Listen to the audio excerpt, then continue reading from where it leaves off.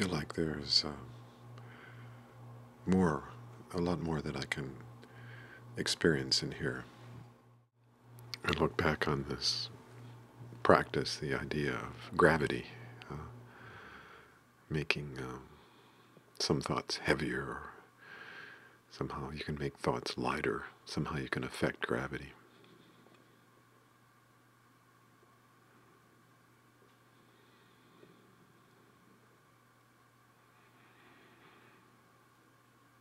And you can do the same thing for feelings somehow. And maybe with this mechanism of having some effect on intermediate stages of disappearing, you can make it a little bit of a process where some of these feelings can begin to be sort of transmuted in a sense. How do you affect gravity, how thoughts are heavier, how thoughts are light, or feelings are heavier, light. How do you do that? Well, there seems to be two exercises that relate to each other on this idea of the pull of gravity on thoughts and feelings in the body. And the first exercise deals with imagining a substance that you use daily, the common substance. It could be a carrot, It could be a piece of bread. And now imagine it, splitting it into smaller, splitting it in half and splitting it in half. And you make it smaller and smaller until it's this fine quintessence. And then at a certain moment, it releases energy. Now, this release of energy can be felt in all three of your bodies, your emotional body, your physical body, your mind body. Any of those places it can be felt, this release of energy, this release. To not limit yourself to the mind, In your emotional body, there's a release.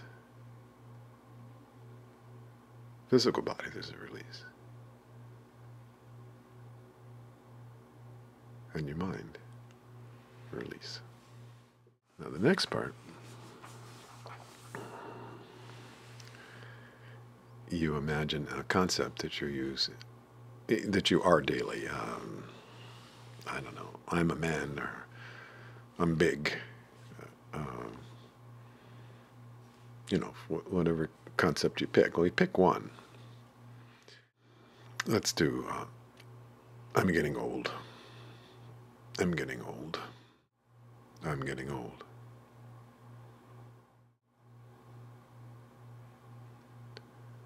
A little uncertain about the end, whether it was a release of energy or not, but I did that by imagining fonts, The printed word, I am getting old, and making it smaller and smaller and smaller. I am depressed. How's that one? Well, it makes you a little bit, when you start to bring up things like that, it makes you want to use your other techniques somehow, So you've got your freedom here to manage your own system. Now the fade out works pretty well. That's another way that I can do it, the fade out. Again, it's a font to a large extent that I imagine. Let me try for the feeling itself. Kind of a dissolving. Maybe there's a release, withdrawing of energy from it. I'm not sure about that. In a way that energy was holding it up, holding it together. So the withdrawing of energy from it causes it to dissolve. So yes, it is the withdrawing of energy from it. And we start with the pull of gravity on your body, and whether you can regulate that on your physical being, the pull. And once you've done that, once you've accomplished that, then you can move on to step 2. Well, feeling my earth element, I'm heavy, earth. And gravity works very strongly on earth. Gravity's having less pull, and as it has less pull, I'm rising up. Well, I can't say that I've necessarily mastered that in a great deal, but I had some of the feeling of it. And now we have the pull of gravity on your thoughts. Can you adjust that? Well, something like the other, dissolving, the fading out. And then what was called a release of energy before is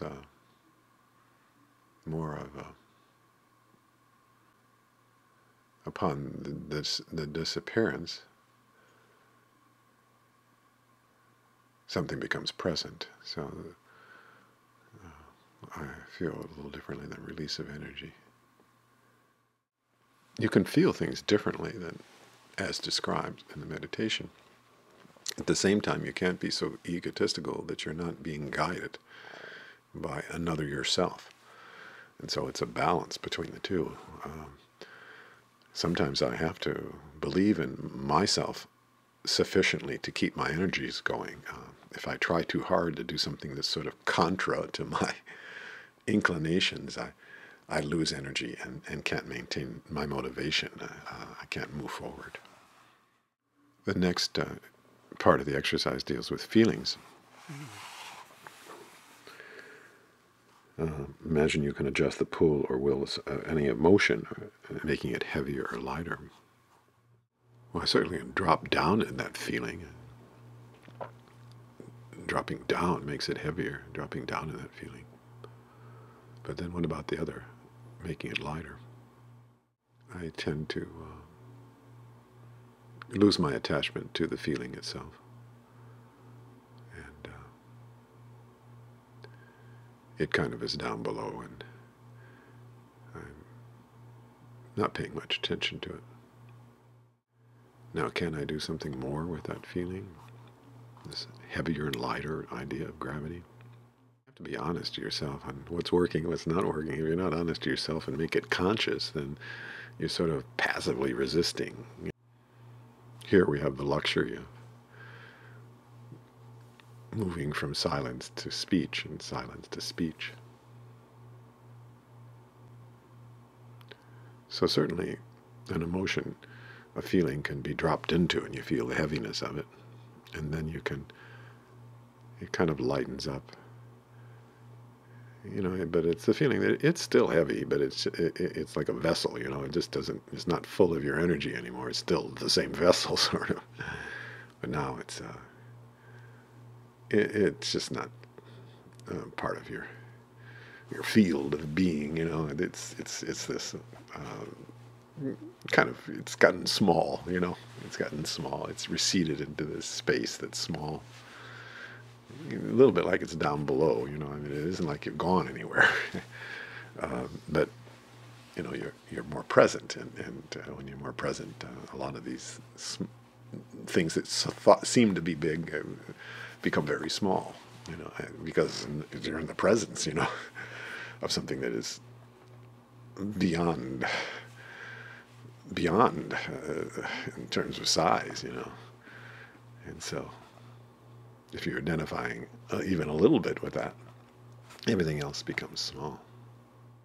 So you see, you still have to find your own way, even when you're trying to follow somebody else, another yourself, follow them. You still have to find your own way, because it's the nature of the process, you know.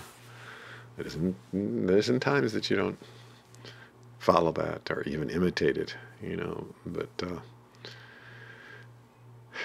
it's gotten too crucial to be sidetracked by dead ends where you beat yourself over the head because you can't quite get that one, you know. Well, there's no time for that.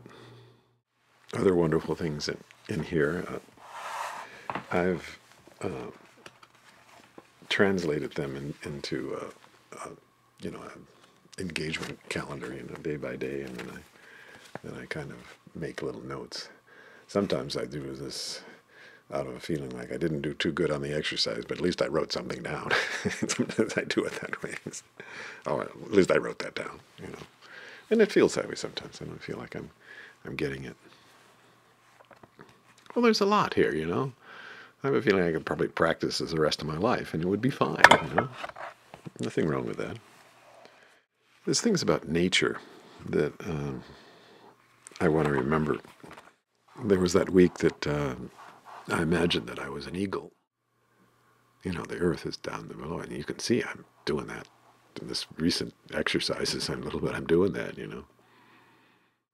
And so, you know, we always gravitate, and it's kind of an odd word to use. We always move towards um, our kind of hidden path that's almost there, you know. It's present just a little ways under the surface, you know. And for me, the eagle is just like, well, that's me, you know. The river flowing and flowing, moving and moving. And just not being bothered by obstacles, you know, just not being bothered by addiction to perfections here and addiction to perfections there. Just flowing, flowing. Moving on, returning. Then there's the waves, you know, inspiration and upliftment. And I'm looking forward to going to the beach when it's a little bit powerful sometime. I'm going to do that sometime. Powerful. I've been there before. Well, I'm almost up in eagle territory sometimes with that. Is that long breaths fixes certain thoughts in the mind, and shallow breaths encourage fluidity. A little confused on this one. Of the breath, you know, how does it work? Long breaths fix, shallow breaths increase fluidity. Well, I can't do an air breath without shallow breath. I mean, it's true. And I can't do an earth breath without a deep, slow breath. So